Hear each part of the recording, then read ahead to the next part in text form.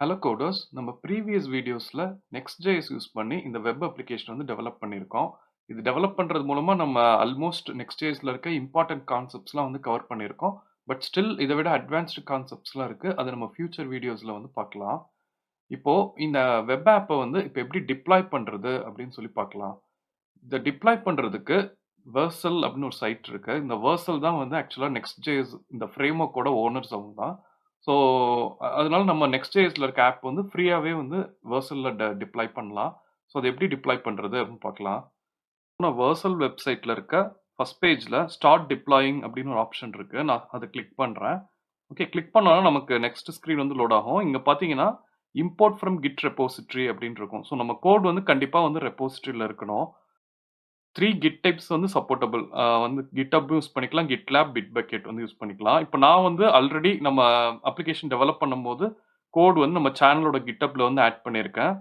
Hello நெக்ஸ்ட்ன்ற ரெப்போசிட்டரியில் இருக்கு. So இந்த code வந்து நான் டைரெக்டாக யூஸ் பண்ணிக்கலாம். இன்கேஸ் நீங்கள் டிப்ளாய் பண்ணணும் அப்படின்னா நீங்கள் வந்து உங்கள் பர்சனல் அக்கௌண்ட் யூஸ் பண்ணிட்டு ஒரு GitHub கிரியேட் பண்ணிக்கோங்க. அது சிம்பிள் தான். நீங்கள் Gmail அக்கௌண்ட் எது வேணால் வச்சு கிரியேட் பண்ணிக்கலாம். அது அது போக அது வந்து ஓப்பன் சோர்ஸ் தான். ஸோ சார்ஜஸ் எதுவும் கிடையாது. ஃப்ரீ தான். நீங்கள் வந்து GitHub அக்கௌண்ட் கிரியேட் பண்ணிக்கலாம்.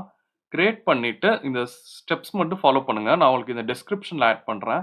ஃபர்ஸ்ட் வந்து நீங்கள் ரெப்போசிட்டரி கிரியேட் பண்ணணும். ஃபார் எக்ஸாம்பிள் இப்போ இங்கே போனீங்கன்னா இங்கே போயிட்டு ரெப்போசிட்டரிஸில் இப்போ நான் ரெப்போசிட்டரி இப்போ என்னோட அக்கௌண்ட் போகிறேன்.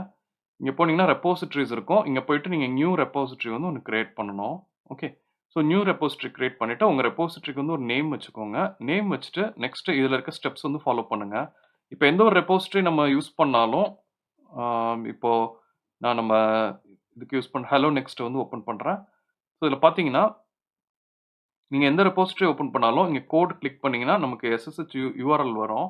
ஸோ இந்த யூஆர்எல் காப்பி பண்ணிவிட்டு நீங்கள் git remote add அப்படின்னு இருக்குல்ல இந்த கமாண்ட் போட்டுட்டு இங்கே நான் உங்களுக்கு கோட்ஸ்குள்ளே போடுறேன். இது வந்து நீங்கள் உங்களோட ரெப்போசிட்டரி பாத் என்னவோ அதை வந்து யூஸ் பண்ணணும்.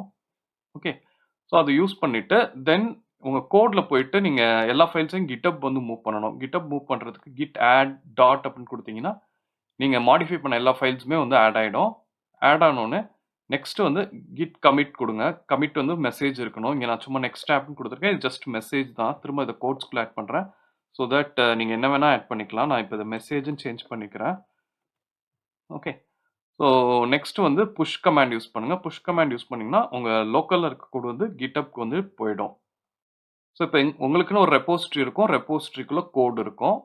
ஸோ நெக்ஸ்ட் இந்த டிப்ளாய்மெண்ட் ஸ்டெப்ஸ் வந்து திரும்ப ஃபாலோ பண்ணுங்கள். கண்டினியூ வித் GitHub அப்படின்னு இருக்கு. நான் கண்டினியூ வித் GitHub கொடுத்துக்கிறேன். ஸோ நான் ஆல்ரெடி இது யூஸ் பண்ணியிருக்கனால அது என்னோட லாகின் வந்து எடுத்துக்கிச்சு. ஸோ உங்களுக்கு ஃபர்ஸ்ட் டைம் வந்து ஃபோன் வெரிஃபிகேஷன் இருக்கும். ஃபோன் வெரிஃபிகேஷன் முடிஞ்சோடனே உங்களுக்கு இந்த பேஜ் வந்து லோட் ஆகிடும். ஸோ இப்போ நான் கண்டினியூ வித் GitHub கொடுக்குறேன். இங்கே வந்தோடனே என்னோட ரெப்போசிட்டரிஸ் எல்லாமே காமிக்குது. அங்கே இருக்க ரெப்போசிட்டரிஸ் எல்லாம். ஸோ நான் இதில் இந்த இப்போ ஹலோ நெக்ஸ்ட்ன்ற ப்ராஜெக்ட் தான் நம்ம இவ்வளோ நேரம் பண்ணோம். ஸோ அதை வந்து நான் இம்போர்ட் கொடுத்துக்கிறேன். ஓகே, இப்போ ஹலோ நெக்ஸ்ட்ன்ற ப்ராஜெக்ட் வந்து இம்போர்ட் ஆயிடுச்சு. ஸோ நெக்ஸ்ட் வந்து நான் டிப்ளாய் கிளிக் பண்ணால் போதும். ஸோ டிப்ளாய்மெண்ட் கியூட்னு வந்திருக்கு. இதில் பார்த்தீங்கன்னா நீங்கள் பில்ல என்ன நடக்குது அப்படின்னு சொல்லிட்டு நம்ம இங்கே ஓப்பன் பண்ணோம்னா லாக் வந்து போயிட்டுருக்கோம். ஸோ இந்த லாக் வந்து வெரிஃபை பண்ணிக்கலாம். இன்கேஸ் பில்டு ஃபெயில் ஆச்சு அப்படின்னா ஏன் ஃபெயில் ஆயிருக்கு அப்படின்னு சொல்லிட்டு நம்ம இங்கே வந்து வெரிஃபை பண்ண முடியும்.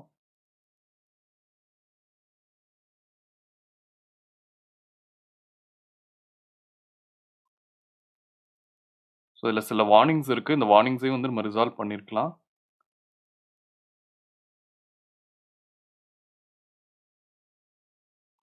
பார்த்தீங்கன்னா வந்து நம்ம ப்ரீஃபெட்ச்லாம் இருக்குது. ப்ரீஃபெட்ச் ஆகிட்டு அந்த டேட்டாலாம் வந்து நமக்கு டிஸ்பிளே ஆகுது.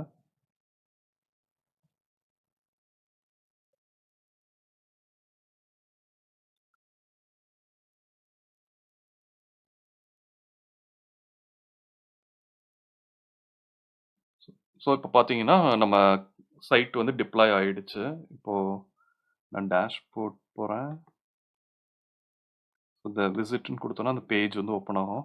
ஓகே, ஸோ இப்போ பார்த்தீங்கன்னா இது இப்போ நம்ம ப்ரீவியஸாக லோக்கல் ஹோஸ்ட் வச்சு யூஸ் பண்ணிட்டு இருந்தோம். இப்போ நமக்கு வந்து vercel இந்த பாத்தில் வந்து நம்ம ஆப் வந்து டிப்ளாய் ஆகிடுக்கு. ஸோ இதில் போயிட்டு யூஸ் பண்ணோன்னா ஃபங்க்ஷனாலிட்டிஸ் எல்லாமே வந்து ஒர்க் ஆகும். அபவுட் போகிறேன், கான்டாக்ட். ஓகே, ஸோ இது வந்து ப்ரொடக்ஷன் பில்ட், அதாவது நமக்கு wwwல டிப்ளாய் ஆயிருக்காது. அந்த டொமைன் எதுவும் அலோகேட் ஆயிருக்காது. பட் நம்ம டெஸ்டிங்க்கு வந்து இது வந்து யூஸ் பண்ணிக்கலாம். இப்ப இது நீங்க இந்த பில்ட் URL வந்து யாருக்கு ஷேர் பண்ணாலும் அவங்களால வந்து நம்ம ஆக்சஸ் பண்ண முடியும். ஏன்னா நமக்கு வந்து ஒரு vercelஓட டொமைன்ல வந்து நமக்கு டிப்ளாய் ஆயிருக்கு. இந்த பில்ட் ப்ராசஸ்ல ஏதாவது டவுட்ஸ் இருந்துச்சுன்னா எனக்கு கமெண்ட் செக்ஷன்ல ஆட் பண்ணுங்க. நான் உங்களுக்கு கிளாரிஃபை பண்றேன். நம்ம Next.jsல இருக்க இன்னும் அட்வான்ஸ்டு கான்செப்ட்ஸ்லாம் நெறைய இருக்கு. அது ஃபியூச்சர் வீடியோஸ்ல பார்க்கலாம். Thank you.